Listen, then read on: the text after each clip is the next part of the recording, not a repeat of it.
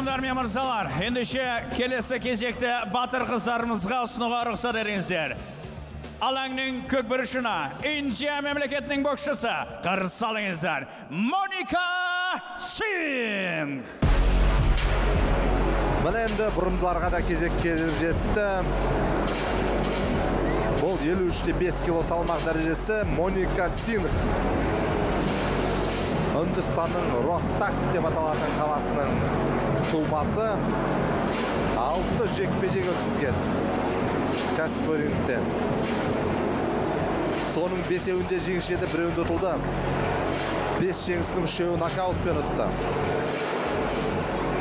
Міне назарыңызда Моника Сингх.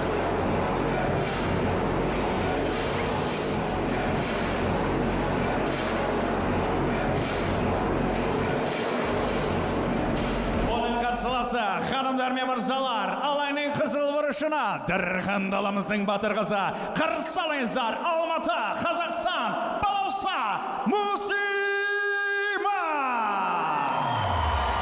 Мана Балауса Мусиманды шақырып жатыр.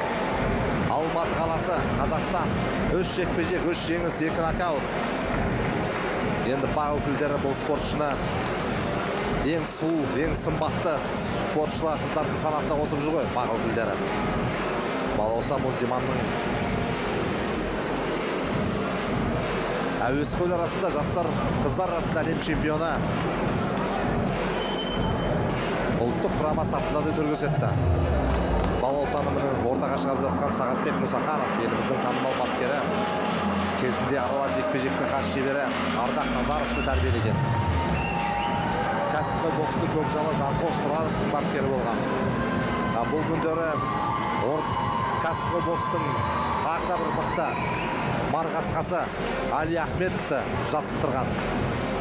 Басқа да көптеген шәкірттер тәрбиелеген Сағатбек Мұсақанов міне Балауса Мусиманды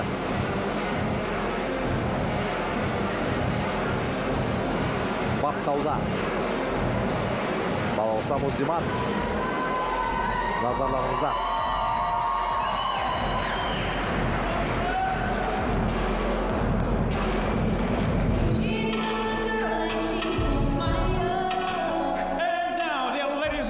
This is the 8th round of boxing in bantamweight division. Let me introduce 2 boxers. Introducing you first and fighting out of the blue corner. Her stand 167 centimeters tall. Official weight in 53.5 kilogram. Professional record 5 win, 1 defeat, 3 wins coming by way of knockout. Fighting out the Rohtak, India. Please welcome Monica Singh.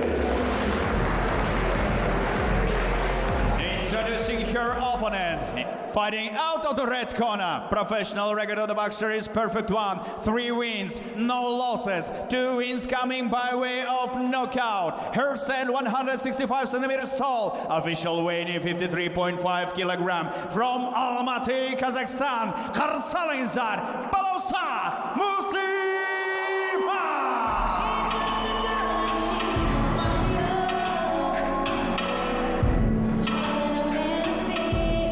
Gentlemen, your referee in charge of the action, Tilek Manap.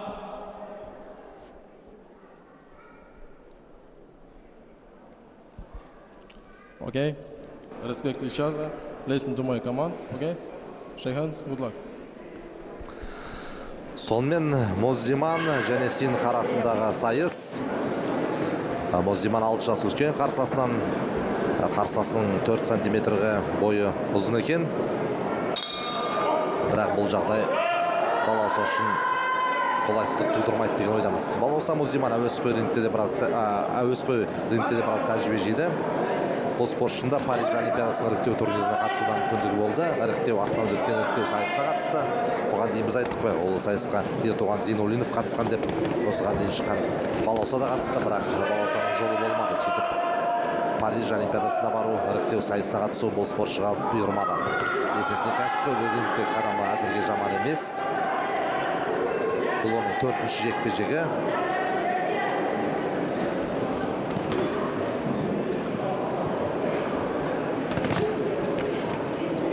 Бүйірден ұрып, бір ғана соқтымен құлатты мына. Өте тамаша, енді тұра қою екталай. Бұл таза нокаут. Сөйтіп Балаусан осы расында да нокаутқа Все жіберді. нокаут. Это нокаут. Классная досрочная победа. Балауса Муздиман. Поздравляем. Немножко суетливо ее соперница начала поединок. Здесь сблизилась и пропустила удар. И все, не смогла уже подняться. Но уровень нашей спортсменки, конечно, сейчас дал о себе знать. Спокойно, уверенно поймала оппонентку. И все досрочно закончилось. Не успели мы даже насладиться немножко поединком. Я бір қарағанда енді Моника Синус біразға дейін баратын шығар деп ойлағанбыз. Рекорды жаман емес. 6 жекпе-жек, оның 5-еуін ұтқан, 3 нокауты бар. Оның үстіне Үндістанның боксшыларын бір жақсы білеміз, әсіресе әуесқой рингте. Олардың есімі Ұлыбритания, ақш-пен қатар аталады. Азияның көшбасшыларының бірі. Әлемде де үздік 5-те. Азияда енді тіптен алған жүлделері бойынша Қазақстанның да алдын орап кетеді осы қыздар. Қазір нақты дерек есімізге түспей тұр, дегенмен де Азияда осы әуесқой бокстан қыздар боксы өте мықты. Сондықтан да Синықта біразға шейін баратын шығар деп еді, бірақ Балауса оның мәселесін, Муздиман қарсыласы мәселесін бірер секундта шешті. Бір ары кетсе бір 20 секунд па, 25 секунд шығар. Жақындаған сол еді, бір ғана соққы, сол тыныстау мүшелеріне тиіп кетсе керек. Бүйірге тиді, әлде бауырға тиді ме екен. Демала алмай жатқанда қарағанда сол тыныстау мүшесіне тиген ау сол шамасы. Ну, Балауса, когда вот на повторе было видно, да, она видела, она знает силу своего удара с левой, она знает, если она попадет, насколько это ощутимо для оппонентки. Вот до сих пор ей тяжело, она уходит, сейчас там помощь нужно оказать. Ну, пройдет это больно, но сейчас немножко времени пройдет и придет в себя представительница Индии.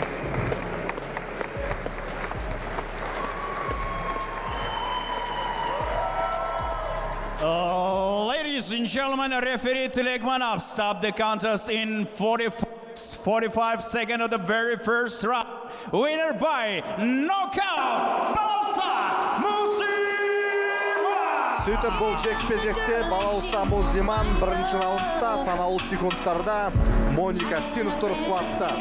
Балаусан осының жеңісімен құттаймыз. Міне жеке бапкері Сағатбек Мұсақановтың қуанышында шек жоқ. Біз айтайық, тағы да қайталаймыз. Ардақ Назаров аралас жекпе-жектен қас шебері Жанқош Тұраров, Али Ахмедов сынды кәсіпқой боксшыларды дайындаған, тәрбиелеген. Одан да басқа шәкірттер көп, сол Сағатбектей білікті бапкерден тәлім-тәрбие алған. Міне Балауса Муздиманның сіздер қарым-қабілетін, күш-қуатын, әлеуетін байқадыңыздар. Муздиманға алғашқы жарыстарда да сәттілік тілейміз.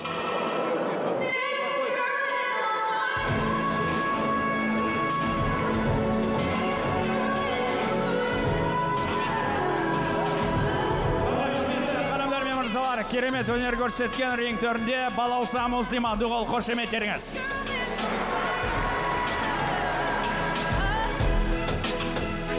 Барлықтарыңызға өте қатты қуаныштымын. Барлықтарыңызға үлкен рахмет. Мен үшін бір қиын ойындардың бірі болады деп ойлағам. Өйткені рейтинг бойынша да, бойлар бойынша да қарсыласым менен мықтырақ болды. Бірақ Аллаға шүкір, жеңіске жеттік. Ағайымның менеджерім қайда? Ұлжанға үлкен рахмет. Және де осында келіп отырған Шаңырақ бизнес-клуб мені қолдап келген. Дамир Аманжолов, алғысым шексіз. Және де барша қазақ халқына жеңіс сыйлағаныма өте қатты қуаныштымын. Менің отбасым Ақшуден келіп отырған менің барша бауырларым, туысқандарым, сіздерге мың алғыс. Міне нәзік жантылар ғой. Жеңіп жатса да көз жасын еріп берді балауса. Конечно.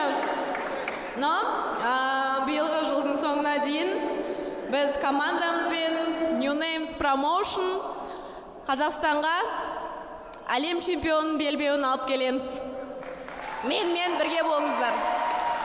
Қошеметтеріңіз ардақты ағайын. Балауса Мұсиман жеңіс құтты болсын.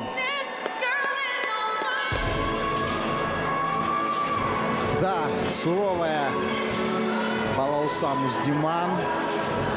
Здесь эмоции, конечно, и слезы. Ну, это стресс такой, знаете, определенно сказывается после подготовки, после боя, после того пота и крови, пролитого на тренировках. А у нас после хайлайтов сейчас прямое включение студии.